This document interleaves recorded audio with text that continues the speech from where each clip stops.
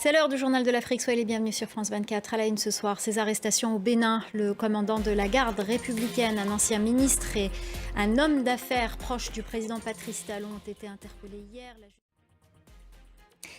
Cette information en provenance du Bénin. La justice a annoncé ce mercredi l'arrestation du commandant de la garde républicaine, d'un ancien ministre et d'un homme d'affaires soupçonné d'avoir planifié un coup d'État. L'homme d'affaires en question est un très proche du président Patrice Talon qui avait affiché ses ambitions présidentielles. La correspondance à Cotonou d'Emmanuel Sodji. 2 mois, jour pour jour, après le début de la bataille de Tinzaouaten qui a opposé les FAMA, les forces armées maliennes, à la rébellion Touareg, nous recevons Ataï Ag Mohamed, vice-secrétaire aux relations extérieures du CSP-DPA. Merci beaucoup d'être avec nous ce soir sur ce plateau. Tout d'abord, je le disais, ça fait 2 mois, jour pour jour, qu'il y a eu le début de la bataille de Tinzaouaten, qu'elle s'était déclenchée. Quel bilan en tirez-vous aujourd'hui? Craignez-vous une nouvelle offensive des FAMA ou des Wagner, notamment depuis Kidal, où certaines sources parlent de la préparation d'une offensive? Merci beaucoup Ataï Ag Mohamed.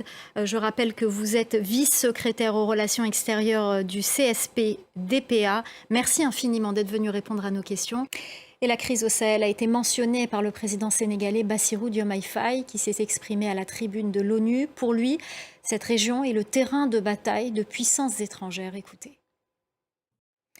Et le président de la République démocratique du Congo, lui aussi, a pris la parole à la tribune de l'ONU. Félix Tshisekedi a sans surprise réclamé à la communauté internationale des sanctions ciblées contre le Rwanda pour son soutien à la rébellion du M23 dans l'est du pays. Écoutez. Au même moment, à Kinshasa, l'opposition s'est réunie lors d'une manifestation pour demander la libération de ce qu'elle appelle, ce qu'elle considère comme étant des prisonniers politiques.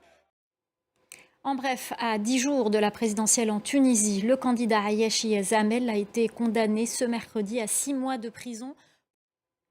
L'Organisation internationale de la francophonie lève toutes les sanctions contre la Guinée. Le pays avait été suspendu en 2021 après le coup d'État qui a renversé le président Alpha Condé. La décision a été prise mardi par l'organisation. Les explications de Malik Diakité à Conakry. Le rapatriement à Harare au Zimbabwe d'une douzaine de dépouilles de combattants de la liberté sud-africains décédés en exil au cours de la lutte contre l'apartheid. Voilà, c'est la fin du journal de l'Afrique. Restez avec nous, l'info continue sur France 24.